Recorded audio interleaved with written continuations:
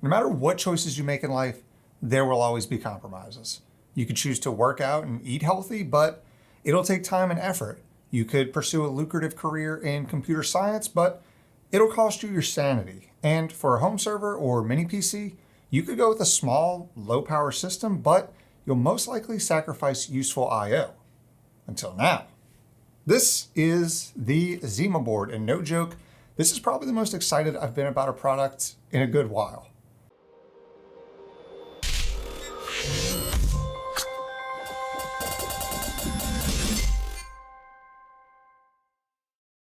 The ZimaBoard was a Kickstarter campaign that has since closed, but they have reopened pre-orders for their next round of production. The campaign was extremely successful, probably because a lot of people saw the potential in this thing. So let's talk about specs. Now, there are 3 models you can go with that range from $120 up to $200 and offer either a dual-core or quad-core Intel Celeron processor, 2, 4, or 8 gigabytes of LPDDR4 RAM, and 16 or 32 gigabytes of eMMC storage. Now, the specs aren't going to blow you away, obviously, but that isn't really the full appeal of this device. The innovation it brings to the table lies in its small form factor and excellent I/O. The entire thing weighs just 278 grams and measures 5.5 by 3.2 inches. Yeah, that looks about right. Now, you're probably thinking, did you just mix metric and imperial units? Yeah, man, I don't discriminate. So size alone is impressive for people looking specifically for a device with a small footprint. But what makes it special is the I/O. Around the back, we have the 12-volt barrel plug for power input, 2 USB 3.0 ports, 2 1 gigabit LAN ports, and a mini display out. On the front, we get 2 dedicated SATA 3 ports with a little 4-pin power connector. They do have single and dual adapters for connecting your drives, or you can rig up whatever power connection if you want to flex or something. Then on the side of the device, we actually have a full PCI slot. Now, it is PCI 2.0 and it is only 8 lanes, but in a device this small, having dual 1 gigabit NICs, USB 3.0, dedicated SATA, and PCIe, that's freaking crazy. And they even made sure to keep the physical slot open at the end so you can fit a full physical 16X card in there without having to hack at the plastic. And remember, this is an x86 based Intel system, so pretty much all your shit is going to be compatible. Want to throw a GPU in there? NVMe drives? 10 gigabit networking? Go for it. The only downside I've noticed here is that with standard PCI cards, the bracket fits a little too tight for my comfort, so I wish they would have just moved the slot back a couple of millimeters. Also, your mini DisplayPort is probably going to be blocked as well. Note that you could just use a riser card and alleviate both of these issues, but that just adds bulk and takes away from the petite, dare I say, adorable nature of the ZimaBoard. Okay, so we talked specs and I/O, but what is it like to actually use this thing? Well, by default, it ships with a custom flavor of Debian with CasaOS loaded onto it.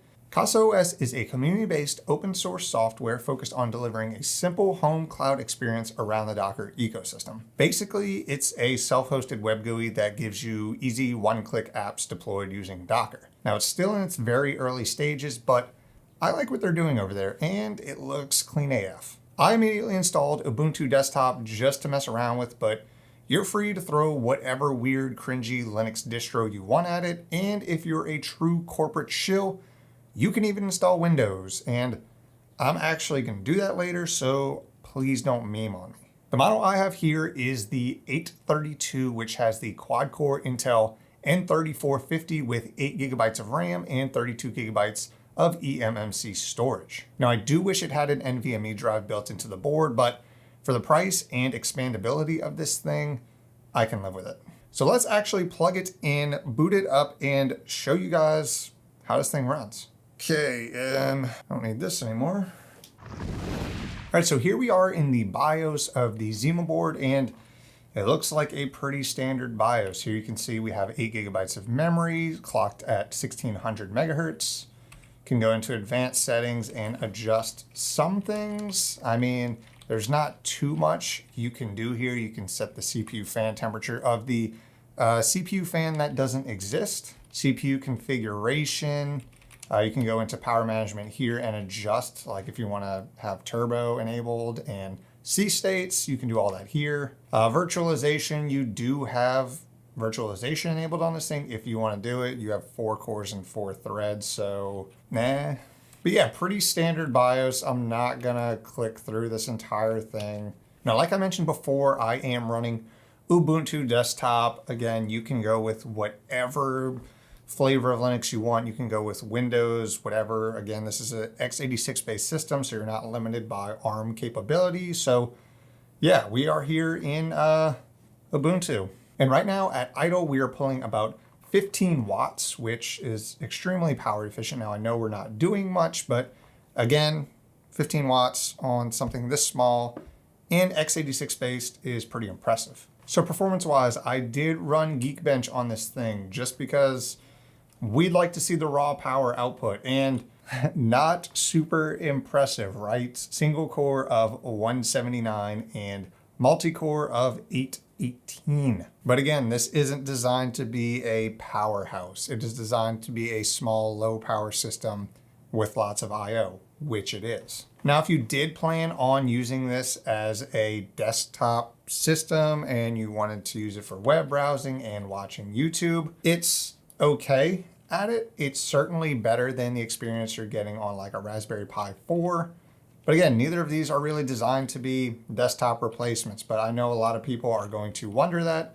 Anytime they see any type of computer, they want to know if, can I watch YouTube on it?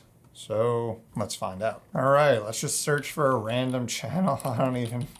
Let's just pick one at random. Oh, look, this one looks okay. Oh God, ads. So let's bump it up to 1080p right off the bat. Turn on stats for nerds and see what we get. We'll go full screen too. 0 dropped frames. This guy's funny. I like him. Let's bump it up to 1440p. Okay, we are seeing a few dropped frames right at the beginning, but still playing through. 4K, let's go 4K. Okay, that's where we're struggling. All right, so 1440p good, 4K watchable, but you're dropping like 30% of your frames. All right, chill, we're done with you. So just loading up like a web browser, we'll take a look at System Monitor, and you can see our 4 cores here. They are working pretty significantly just to open a web browser. Again, staying on the same trend of this being a low powered system, but obviously it does have some power, which is perfectly fine for a lot of services. And one of those services I mentioned was CasaOS. So by default, it comes loaded with the OS that is packaged with the ZimaBoard, but like I mentioned, I just put Ubuntu on it, and luckily it's really easy to spin up CasaOS if you want to redeploy that on your system. So going to the local IP of your device will spin up the CasaOS GUI.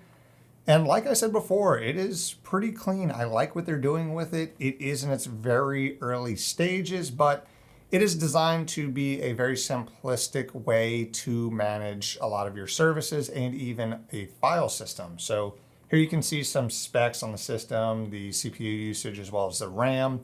They do have a default storage app, which is pretty cool. Based on what I've seen in the Discord, they are actively working on this right now. So you can add drives, you can add new storage to this, and that is accessible via this Files app that comes packaged with CasaOS. And it is all web hosted. You can upload or create files directly through a web GUI and access all the files on your system, which is pretty cool. They even have a built-in code editor, which is pretty cool and convenient if you're a hyper nerd and you want to code on your ZimaBoard over a web GUI. But yeah, then the main feature is going to this app store and being able to do one-click deployment of very popular apps. Now they are actively adding more apps to their app store, but these are the ones you get now, and some of the more popular ones are available already. So you see Nextcloud, Home Assistant, Plex, Radar, Sonar, Photo Prism, Pi-hole, a lot of cool things. So for example, if we want to install SyncThing, can just click install, It's going to pull the image. Then you can go in here into settings, and here you can see all of the parameters. Now you can specify, I've done so many walkthroughs on SyncThing and setting up SyncThing, but if you're new to Docker, just go ahead with these default configurations. Let it assign a host port to the inner container port. You can specify exactly where you want it to look for your data, and then you can specify some environment variables. But again, just leaving all this default, you could see it spun up extremely quickly. And then if we click on the icon, it will take us directly to our SyncThing GUI. And just like that, we've deployed SyncThing in a matter of seconds. So again, I like what they're doing with CasaOS. I like the direction it's going. I like the simplicity, but just remember, it is in its very early stages. If you want to help the project out, they do have a Discord. I will leave that linked in the description below. If you want to download it, check it out, and interact with the devs, feel free to do so. They are very inviting and very helpful. But yeah, like I said earlier, I was going to install Windows on this, and I did. Let's take a look at it. And to give Windows a fighting chance, I did install it directly to an SSD instead of the built-in eMMC storage. So let's plug in the included single drive adapter. I did order the dual version of this, but that has yet to come in. So, and while we're at it, let's go ahead and throw a 10 gigabit NIC in here using the PCI port that we have access to. So you can see I did take the front bracket off just so that it would fit much nicer with this system and not scrape the edge, which I've already done and kind of scuffed up the paint, but that is okay. Okay, so here we are in Windows 10 Pro, and you can see just sitting idle, this CPU is using at least 20% and sometimes bumps up to 50% usage just sitting idle. So Windows isn't going to be the greatest experience on this thing, but you can run it. So obviously we plugged in the 10 gigabit connection. Let's do an iPerf test just to see what kind of speeds we are getting. Now this is connected directly to my TrueNAS server, which has a 10 gigabit connection. And we are going to run an iPerf test. 2.15, 3.23, 3-ish. So it looks like we're getting around 3 gigabits per second out of this thing, and it's honestly pretty solid. I didn't really expect to get a full 10 gig out of this thing considering the limited speeds of the device itself, meaning the SSD. Then I wasn't really expecting to get full 10 gig. Now, if we had a built-in NVMe drive, then yeah, maybe we would get full 10 gig reads. Yeah, we're probably honestly limited by the speed of the SSD itself. But man, imagine 3 gigabit per second on a device this tiny over LAN. Freaking sweet, man. Now you did probably notice that I have League of Legends installed because we gotta see if it can play some League, right? So let's go to play. Oh, my scaling is all jacked up. Everything is just laggy. What is our CPU is 100% just in the freaking client of League. And yeah, the client of League kind of sucks. So that honestly isn't a surprise. Okay, what are you guys expecting? Comment below right now. We're gonna try medium. Medium on League of Legends. What kind of FPS are you expecting on this? 1080p. 1080p medium on an Intel N3450 with built-in Intel HD 500 graphics. Now, while this is loading, you can theoretically add a GPU to this system. Now, you are going to have to make sure that it only has an 8x connection. Now, while this one does have the full 16x physical card or physical connections, if you look closely, you'll see that only, I keep saying 8x, 4x. I'm gonna have to edit that so many times in this video. 4x slot. So you can see that this only has, let's see if we can get you to see it. You can see, you can at least try to see that only 4 lanes of this are actually physically connected. But yeah, we are loaded in. Let's see, what are we running? We are, oh God, what just happened? All right, let's try this again. Nope. Okay. So I am using a 12 volt 2 amp power supply because that's all I have on hand right now. It does recommend a 12 volt 3 amp power supply. So with the 10 gigabit NIC, we might be pulling more than the 24 watts that we're able to supply to this thing. And when it loads up a game, that might be drawing too much power for this little power supply. So I'm gonna take the 10 gig out, boot it up, and I'm pretty sure that's what was causing it. So just make sure that you have the adequate power supply if you're going to be running add-on cards for this device. Okay, we have successfully loaded into the game this time. Let's try it now. Okay, it looks good. I'm fairly certain that's what the issue was. So, all right, here we go. So let's take a look at our settings. We are running at 1080p low. Let's bump it up to medium. What was your guess for FPS? I'm going to say like 20, low 20s. 20, 22, 23. Okay, above 30. Okay, 30. Honestly, not bad. I mean, literally you could play League of Legends on this thing. I mean, no, it's not graphically intense at all to run. You could run it on a toaster, but again, look at this freaking thing. All right, that's enough of that.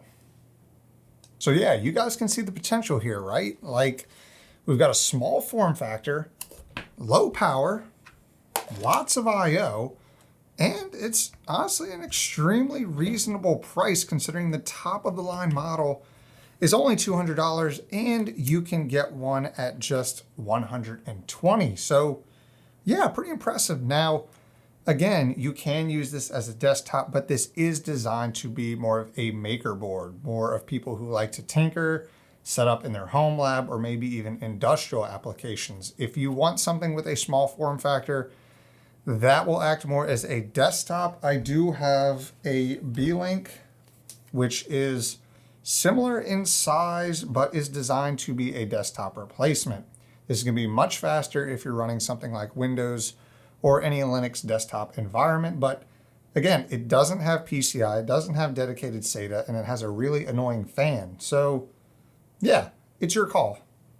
So yeah, is the ZimaBoard perfect? No. Physical PCI issues, no built-in NVMe, and a weird SATA power connection keep it from being a 10 out of 10 product. But it's still awesome and definitely a 9 out of 10. So do I recommend this?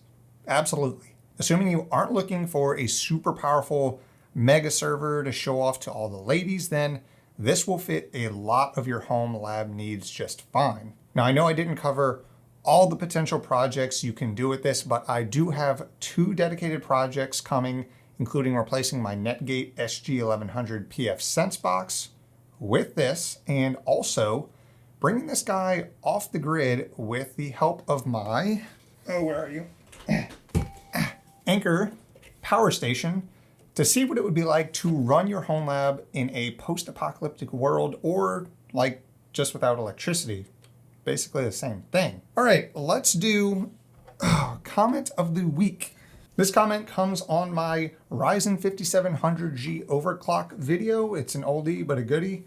This comes from Daniel Del Aguero, who says, paired my 5700G with 32 gigs of DDR4 and a 3060 Ti 8 gigabyte eats everything up. Yeah, the 5700G, when I made this video, I 100% recommended it because of the GPU crisis and it having pretty solid built-in graphics, and also the fact that later on you could pair it with a GPU. So seems like that's what Daniel did here, and it is working out perfectly fine for him. So if you're interested in the 5700G, I have a couple of videos. I will link one up here, and check that out. But thank you for the comment, Daniel. But that is all I have for you today. I hope you learned something. I hope you found it entertaining.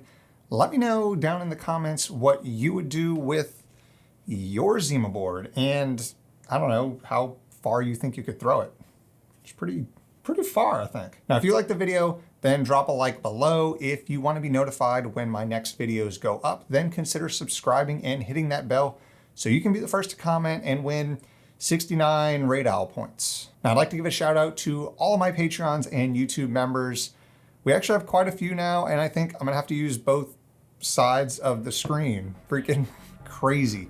You guys are kicking chicken. But if you've made it this far in the video, I sincerely appreciate it. Thank you so much for watching, and I will see you in the next one.